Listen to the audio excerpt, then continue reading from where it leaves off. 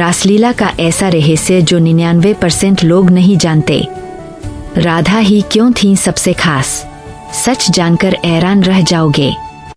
नमस्कार दोस्तों, स्वागत है आपका हमारे चैनल पर। आज हम लेकर आए हैं एक ऐसी दिव्य कथा। वह शरद पूर्णिमा की रात थी। आकाश में चांद अपनी पूर्ण चमक के साथ जगमगा रहा था। उसकी चांदनी यमुना के जल पर ऐसे बिखर रही थी जैसे चांदी की चादर बिछी हो। वृंदावन के कदम्ब वृक्षों के नीचे शीतल हवा बह रही थी और वातावरण में एक अलौकिक शांति थी। गोकुल और वृंदावन की गोपियां अपने अपने घरों में थीं, लेकिन उनके मन कहीं और थे। उनके हृदय में एक ही नाम गूंज रहा था, कृष्ण। अचानक वन के किसी कोने से बांसुरी की मधुर धुन सुनाई दी। वह कोई साधारण धुन नहीं थी, वह आत्मा को पुकारने वाली ध्वनि थी। वह प्रेम की भाषा थी। जैसे ही कृष्ण की बांसुरी बजी, गोपियों के मन बेचैन हो उठे। कोई दूध दुह रही थी, कोई खाना बना रही थी, कोई अपने बच्चों को सुला रही थी, लेकिन उस धुन ने सब कुछ भुला दिया। एक गोपी बोली, यह वही धुन है, कान्हा हमें बुला रहे हैं। दूसरी ने कहा, हम कैसे न जाए, यह तो हमारे प्राणों की पुकार है। बिना किसी डर, बिना किसी संकोच के गोपियां सब कुछ छोड़कर उस धुन की दिशा में दौड़ पड़ी। वृंदावन के वन में यमुना के किनारे कदम्ब के वृक्ष के नीचे कृष्ण खड़े थे। उनके अधरों पर बांसुरी थी, चेहरे पर मनमोहक मुस्कान और आंखों में प्रेम का अथाह सागर। गोपियां एक एक करके वहां पहुंची। उन्हें देखकर कृष्ण मुस्कुराए। उन्होंने पूछा, तुम सब इस रात यहाँ क्यों आई हो? क्या तुम्हें अपने घरों की चिंता नहीं? गोपियां मुस्कुराईं और बोलीं, प्रभु, हमारे लिए सबसे बड़ा धर्म आप है। जब आपने बुलाया तो हम कैसे न आते। कृष्ण ने उनकी भक्ति को परखा, लेकिन गोपियों का प्रेम अटूट था। वे किसी भी परीक्षा से पीछे हटने वाली नहीं थीं। कृष्ण ने अपनी बांसुरी फिर से बजाई और उसी क्षण शुरू हुई रासलीला।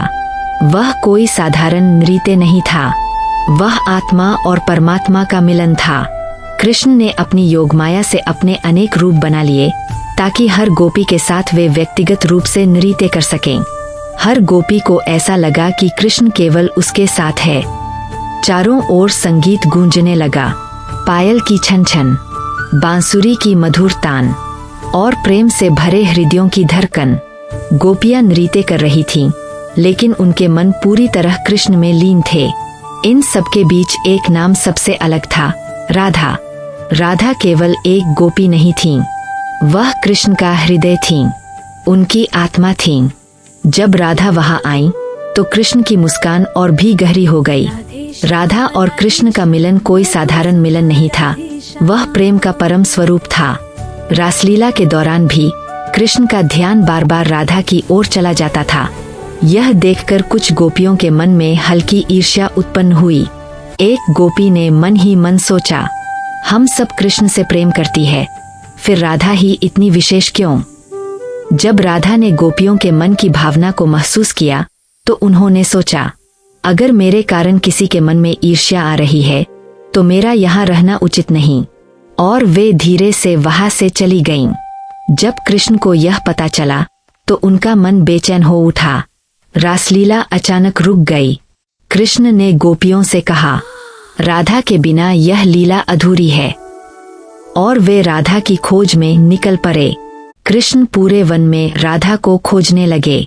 हर पेड़ से पूछा, हर हवा से पूछा, यमुना की लहरों से पूछा, क्या तुमने मेरी राधा को देखा? उनकी आंखों में चिंता थी, हृदय में तड़प थी। आखिरकार एक शांत स्थान पर कदम्ब वृक्ष के नीचे राधा बैठी थीं। कृष्ण धीरे धीरे उनके पास गए। राधे, तुम यहाँ क्यों चली आईं?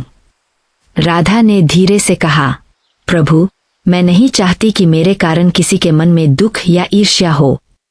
कृष्ण मुस्कुराए और बोले, राधे, तुम मेरे लिए केवल एक गोपी नहीं हो, तुम मेरे प्रेम का स्वरूप हो।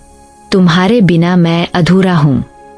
राधा की आंखों में आंसू आ गए, लेकिन वे खुशी के आंसू थे। कृष्ण राधा को लेकर वापस रासलीला में आए। अब रासलीला पहले से भी अधिक दिव्य हो गई। गोपियों के मन से ईर्ष्या समाप्त हो गई थी। अब वहाँ केवल प्रेम था, भक्ति थी और समर्पण था। चांदनी और भी चमकने लगी, संगीत और भी मधुर हो गया और वह रात एक अनंत स्मृति बन गई। रासलीला केवल एक नृत्य नहीं है, यह एक गहरा आध्यात्मिक संदेश है। कृष्ण परमात्मा है, गोपियाँ जीवात्माएं है और रासलीला आत्मा और परमात्मा का मिलन है। जब हम अपने अहंकार, भय और बंधनों को छोड़कर प्रेम और भक्ति में लीन हो जाते हैं, तभी हम सच्चे अर्थों में रासलीला का अनुभव कर सकते हैं। वृंदावन की वह रात आज भी जीवित है, हर भक्त के हृदय में, हर प्रेमी की भावना में। राधा कृष्ण का प्रेम हमें सिखाता है कि सच्चा प्रेम निस्वार्थ होता है और सच्ची भक्ति में कोई शर्त नहीं होती। जब भी आप अपने मन को शांत करके कृष्ण का नाम लेंगे, तो शायद आपको भी कहीं दूर से वही बांसुरी की धुन सुनाई दे, और तब आप समझ जाएंगे कि रासलीला केवल एक कहानी नहीं, बल्कि एक अनुभव है। अगर आपको ऐसी कहानियां पसंद है, तो लाइक, शेयर और सब्सक्राइब जरूर करें।